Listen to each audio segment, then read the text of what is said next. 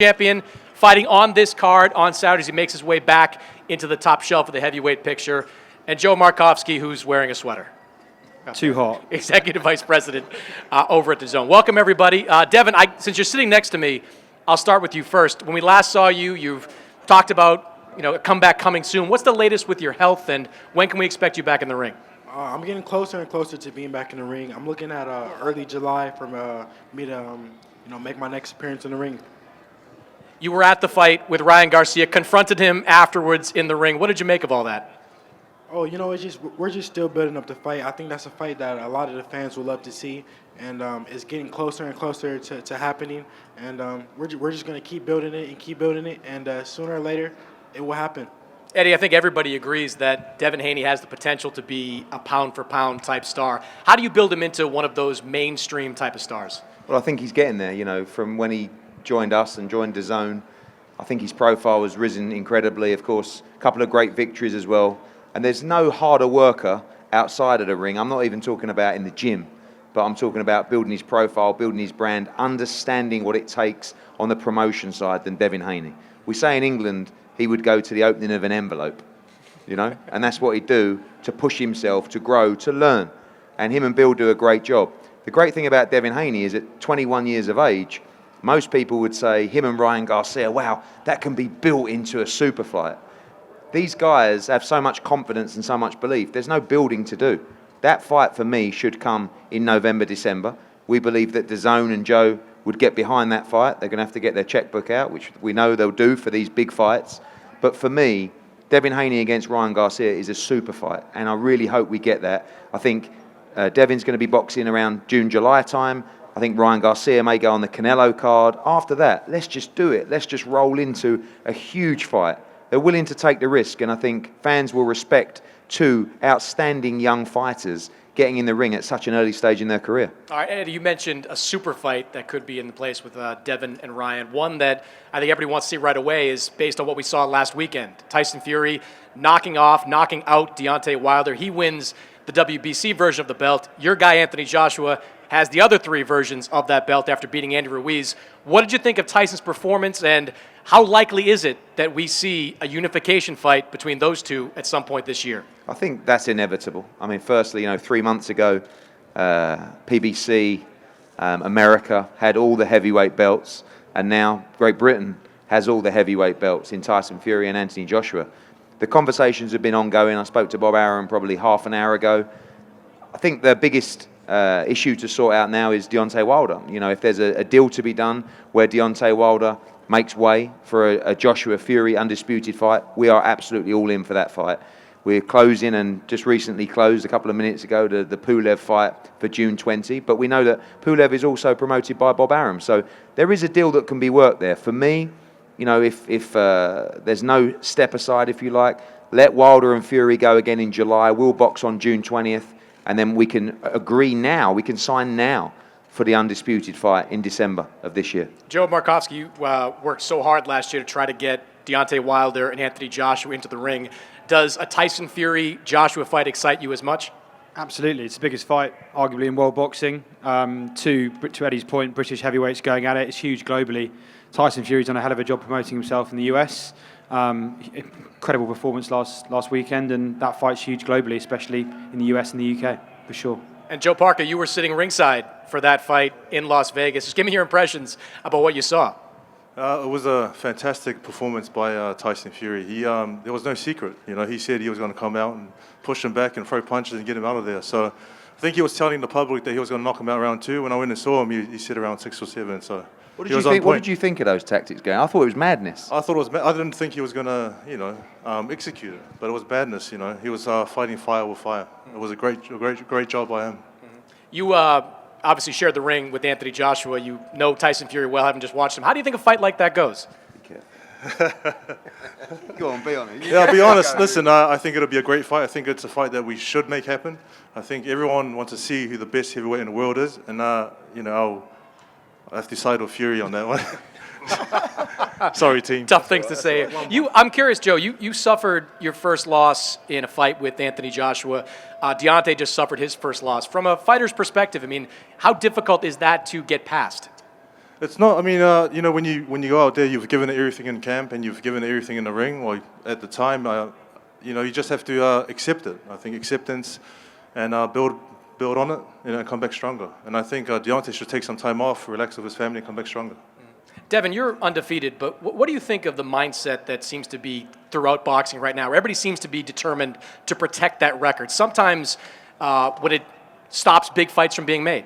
Yeah, with boxing now, the O is almost the most important thing. And one thing I don't like is that once you take a loss, that the boxing fans seem to count you out, and that's not what it should be about. It should be about the best fighting the best, the best fights happening, and if you take a loss, it's okay, but being able to bounce back and understand that someone put on a great fight and to not count them out. Yeah, and look, we have a fight happening April 17th that kind of reflects that. We have Regis Prograis and Maurice Hooker, Eddie, two guys that have taken losses in the last year, but both still top-tier guys. I mean, no belts on the line in a fight like that, but I think that's the kind of fight that boxing needs. Two elite top 5 fighters in that weight class, going at it without a belt. Yeah, and I think that's a good example of where the belt doesn't matter. You've got two guys that were former world champions, both attempted to unify, both fell short, and now the actual unified champions are in mandatory bouts that no one wants to see. So these guys kind of take the bull by the horns and say, no, well, let's us fight, and let's us establish ourselves as the major player in the division. Regis Prograis against Mo Hooker is a great fight. He's a man that one day might be fighting the winner of those when he moves up to 140 inevitably at some time. And it's a great 50-50 pick-em fight. Regis Prograis is coming off a Fight of the Year contender against Josh Taylor, having just lost narrowly, and jumped straight back into a 50-50 fight. Most guys, and sometimes this frustrates us, and especially the broadcaster, where a guy will say, yeah, we want a comeback fight, we want a warm-up fight. No one wants to watch warm-up fights. Fans, even me, especially the broadcaster. Sometimes we understand that they're part of the game. But for guys that are willing to go from big fight to big fight to big fight, they get the respect of their fans, they put bums on seats, people want to tune in to watch them, and if they're good enough, they're going to get right back to the top of the tree ASAP. Joe, I imagine you agree with Eddie that broadcaster's not a big fan of the warm-up fight. I look forward to reminding me about that statement in a couple of months' time. I'm sure we'll have an opportunity to do that. Just to let you know, Devin's having a warm-up fight when he comes back. No, it's true. Look, it's about building a career, of course, but from our perspective, we're about putting together the best schedule of fights, making these guys in the biggest fights we can make for them, and delivering a schedule for our subscribers that gives them value for money. That's what we're about. So you mentioned the schedule. I mean, you're a big fan of the fight season, as we saw at the end of 2019. We've had some fights announced in the last couple of weeks. What do you think about how it's shaping up in the first half of the year for DAZN? I think from May onwards, we're going to have a really strong schedule. I think we're building into it right now. With a fight like this is a fantastic weekend, sort of get our appetites wet for that. And I think through the summer months, at the end of the year, you're going to see us make some absolutely huge fights, looking very, very good from May onwards. Would you both like to update us on Canelo Alvarez and what's happening in those negotiations? Well, this is a drink me and Joe will have after this this weigh-in. But from our point of view, we have two guys in Billy Joe Saunders and Callum Smith, both ready to take that fight. Golden Boy have the numbers that it takes to make those fights happen. From a promotional point of view, as a promoter, you would want to get the opponent for the best price possible. It's part of the business. And from Canelo and Eddie Reynoso's point of view, you want the guy that you want to step in the ring with. So whether those two can be the same person, we'll see. But I think 9 weeks out this Saturday, Canelo Alvarez, none of my business, but I'm guessing we'll be making a decision on his opponent this weekend. Joe, are you feeling as optimistic as Eddie this is going to get worked out soon? I think very optimistic about that. I think we're days away from doing that. I do need a drink with Eddie after this, maybe with Frank Smith as well. He's probably slightly better with the numbers than Eddie, but yeah, absolutely. I think we're days away from doing that, and we're excited to get going with that promotion. Joe Parker, for a number of years, maybe a decade even, the heavyweight division was kind of boring. I mean, you had Vladimir Klitschko at the top of it, not a lot of top guys to compete with him. Now, it just seems like with the Fury win, yourself, Dillian White, Derek Chisora, I mean, so many guys out there. We'll see another fight this weekend. Adam Konoski's an entertaining fighter. So many guys out there. It seems like this is a really good time to be in the heavyweight division.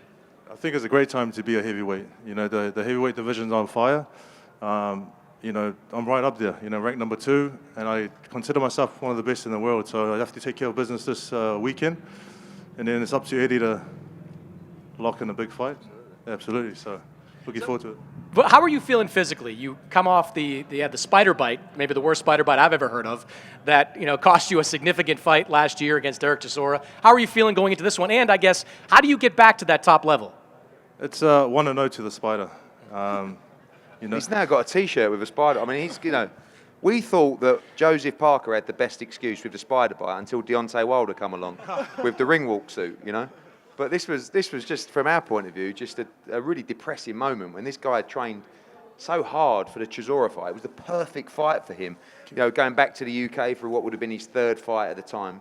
And when they called me and said about the spider bite they'd picked up in New Zealand, it was a nightmare. And it was one of those where it sounded like the worst excuse in the world, but was absolutely 1,000,000,000% true. And so far, so he's taken it well, and he's now got a new nickname, and all his new apparel is branded up with spiders. So it's a good sign. I guess you kind of lean into it, Joe, right? Just got to accept it and go with it. But to answer your question, I'm feeling good. I've trained hard off season. I've been in Vegas for 7 weeks training with Kevin and the team. So I'm ready to go out there and perform well. Eddie, Joe put the pressure on you to get him back into that picture. How do you get Joe Parker back into that top level? Well, he's top. I mean, he's number 2 in the WBO. So obviously we have to see what happens with Anthony Joshua and Tyson Fury. What's due is the Kubrat Pulev mandatory in June, and then the Alexander Usyk mandatory in probably November, December. Alexander Usyk is fighting Derek Chisora in May, and anything could happen in that fight. And if AJ vacates that WBO title, if he may have to fight Tyson Fury, it will be Usyk against Joseph Parker for the world title, which is a great fight. Joseph Parker wants to become a 2-time heavyweight champion of the world, and it's our job with his team to try and put him in those kind of fights.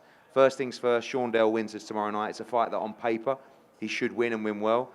In the heavyweight division with 2 guys that can really punch, anything can happen. He's got to be switched on tomorrow night, get the win. And I see Joseph Parker as a massive part of the heavyweight division in 2020. Yeah, certainly former champion. A lot of people still fans of Joseph Parker. I want to ask you one more thing about Fury potentially against Anthony Joshua. I think a lot of media members and fans get tired of writing about the process and how things get derailed by the politics of boxing. Obviously, 2 different promoters involved, 2 different networks involved. How confident are you that if both sides want the fight and can make the fight, you can deliver the fight? I think history will tell you when there's so much money involved in fights, they naturally happen. You had a fight with Fury and Wilder. You got a guy in Bob Arum and Al Heyman that don't particularly like each other, that have been taking pot shots at each other time and time again.